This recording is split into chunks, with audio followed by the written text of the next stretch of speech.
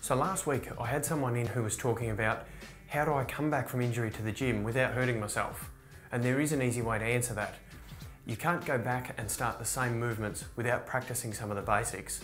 So here's a way we can get back to the gym after a lower back injury using correct leg movements.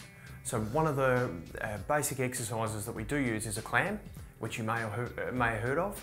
So lying onto your side, placing legs comfortably on top of each other, keeping your heels in contact and raising the knee away from the other knee. Once I do these movements repetitively, I get contraction of the rear glute muscle, which is the power muscle that we're looking for, just to reconnect to all of those movements before I try and use a bigger weighted movement. So with a clam, nice and high if you can. To progress that exercise when that becomes easier, if I tip my feet up at 45 degrees, and again, try and use the same clam principle, keeping my heels together, it makes it a lot more difficult to get that same power of contraction, but again, a stronger connection between me, glutes and lower back. Then we can progress to our next, which is a crab walk. So to do our crab walks, you need a TheraBand tied off into a round shape.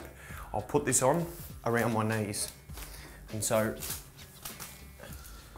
what we're looking at is that the TheraBand sits just below the knees in a position that I feel comfortable with.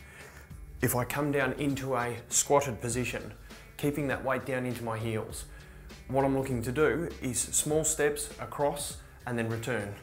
So moving laterally, pushing out with my knees, not just with my feet. Then from this position, same idea, going back the opposite direction to make sure we test both of the glutes. Keeping chest up, keeping your core switched on the whole way through. Normally we do 20 to 40 repetitions in one cycle just to make sure that you've contracted the glutes and fatigued them in an appropriate manner. This is great for glute strength.